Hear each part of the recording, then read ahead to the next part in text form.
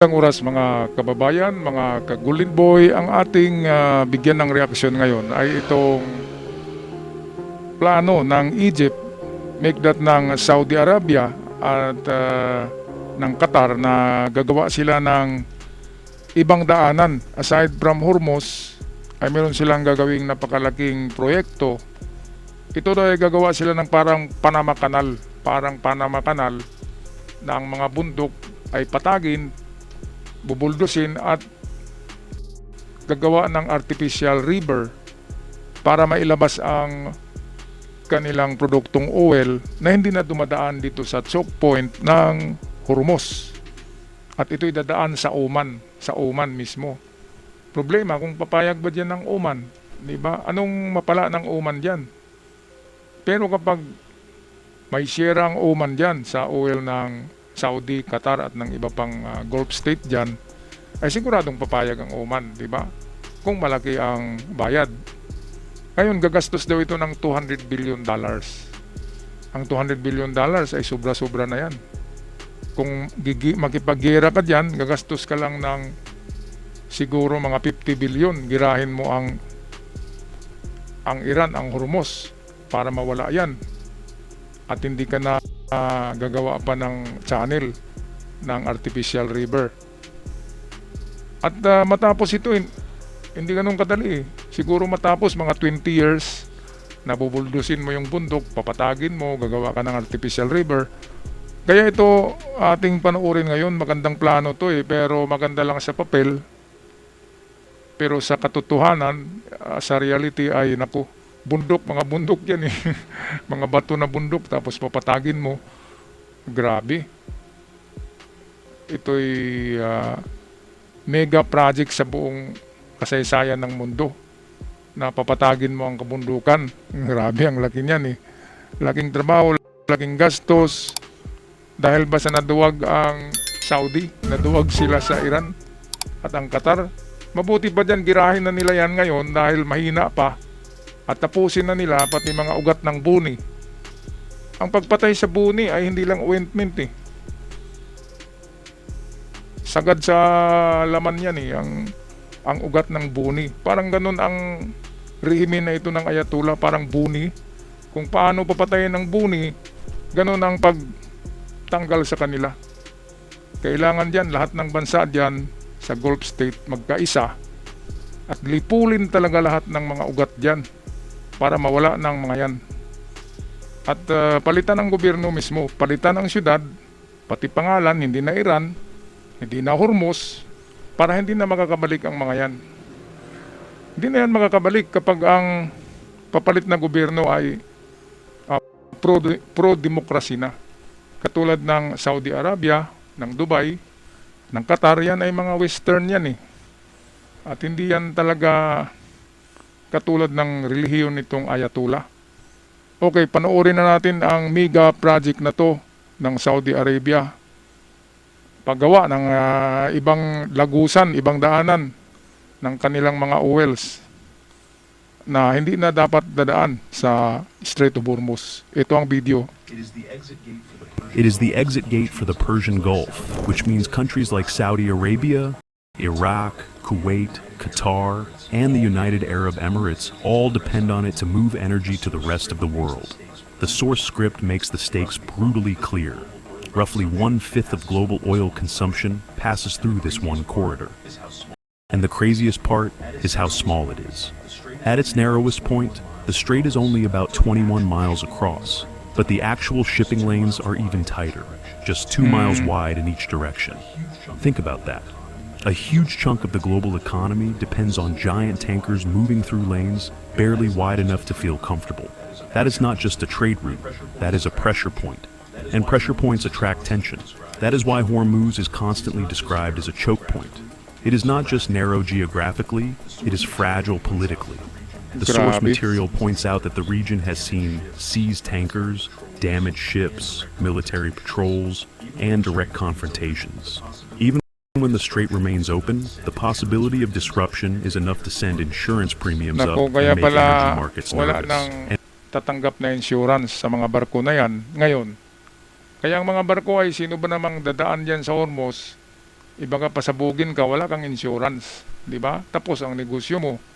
Kasi wala nang insurance na tumatanggap kapag mga oil tanker na dadaan sa Hormuz, walang mga insurance na yan. Mga kababayan, kaya napakalaking problema talaga to. Para mga pirata, di ba? Kanina sinabi ko mafia. Ngayon, mafia pirata pala tong Iran eh. Tong rehimen ni Ayatollah. Kasi kung hindi ka magbabayad, hindi ka magipag-negotiate, hindi ka tatawag sa kanila, hindi ka makakadaan. Ngayon sa batas, di ba? Hindi naman pwedeng may magmamayari sa karagatan. Free passage yan eh. Ang pagmamayari mo ay yung lupa lamang, hanggang dalampasigan lang yan. Ngayon, pati dagat eh. Paano naman ang Oman? Di ba ang Oman ay nasa harapan ng Iran? Nasa kabila. Bakit walang imik ang Oman? Dahil takot sa Iran. Yan ang katotohanan yan. Kaya dapat papasok na dito ang UN, ang international community. Dapat papasok sila na magpulis, di ba? Kung may nagdaaway na mga standby, dapat merong mga tanod, mga barangay tanod na lalapit o mga pulis. Ganun yun eh. Ngayon walang bansa na kayang makipaglaban sa Iran ng face to face, kundi tanging Amerika lamang. Tanging Amerika lamang. Kaya si Donald Trump lang talaga ang makagawa ng ganyan.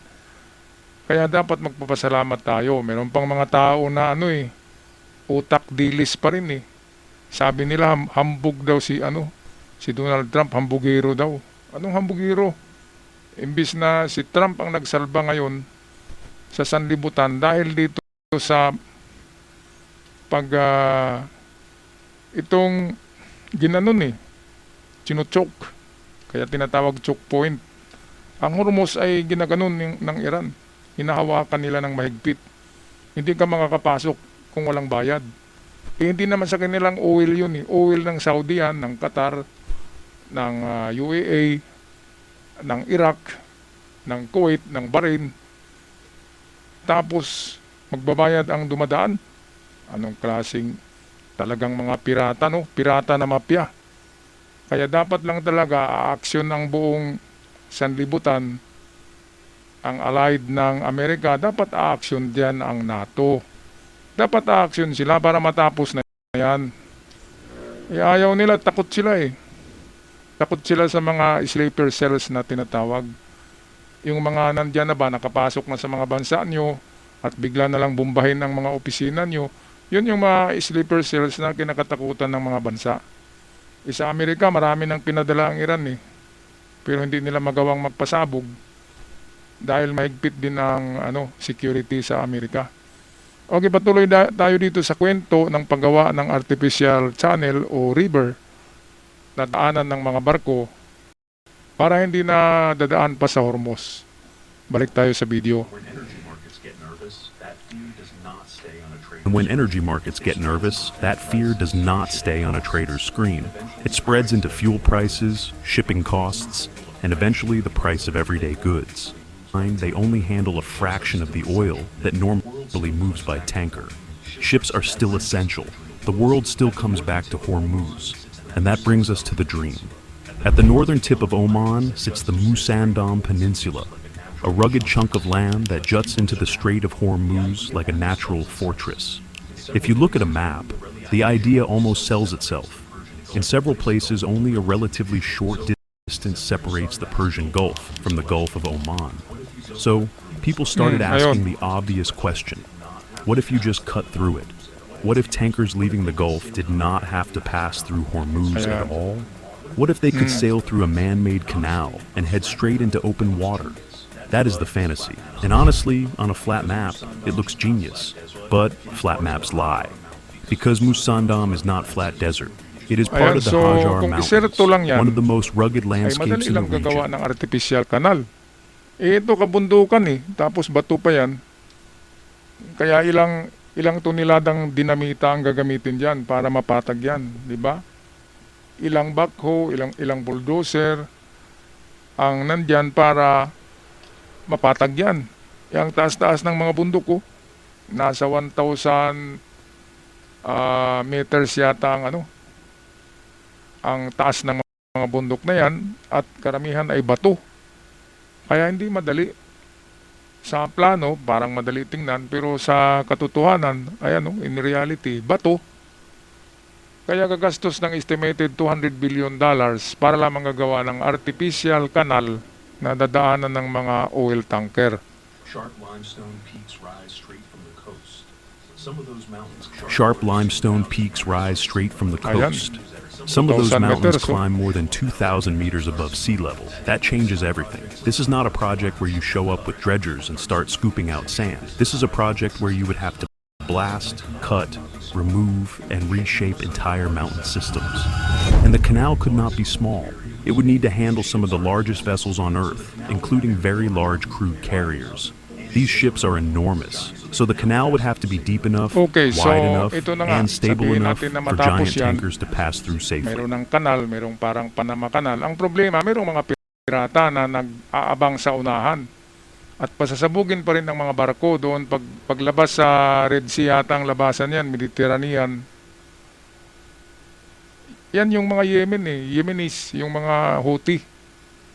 Yan yung mga nang-hijack ng mga barko Kaya kahit matapos yung kanal dyan, gagastos sila. Ang problema ay ang Houthi ng Yemen na proxy ng Iran. Ngayon, ang solusyon talaga niyan, hindi ka nagagastos ng 200 billion Ang igastos nyo ng 200 billion, dahil magkukorpo dyan ang Qatar, UAE, Saudi Arabia, sila yung korpo para gagawa ng kanal. Ang gawin nyo, kumuha na lang din kayo ng proxy nyo, ng mga sundalo, swelduhan nyo ng malaki, at ipaatake nyo ang bibili kayo ng mga missiles na malalaki, ipaatake nyo ang Iran. Tapusin nyo yung Ayatollah dyan para matapos na yan. At wala nang mga hijack ng mga barko. Kahit anong gawin nyo pa ng mga artificial canal, ganun pa rin. Maghihintay pa rin sa unahan yung mga hijacker na yan, na mga proxy ng Iran. Kaya ang tanging solusyon talaga dyan, ayon sa mga eksperto, ay tapusin ang rehimen ng Ayatollah para wala ng mafia at wala ng pirates, wala ng pirata dyan sa karagatan na yan. At dahil sa ang buong mundo ay apektado nito, dapat tutulong kay Trump ang NATO.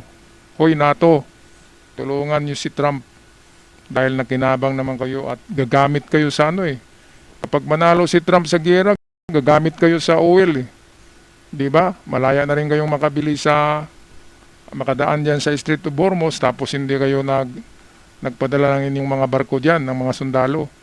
Ang duduwag ng NATO, tapos naghintay lang sila na manalo si Trump.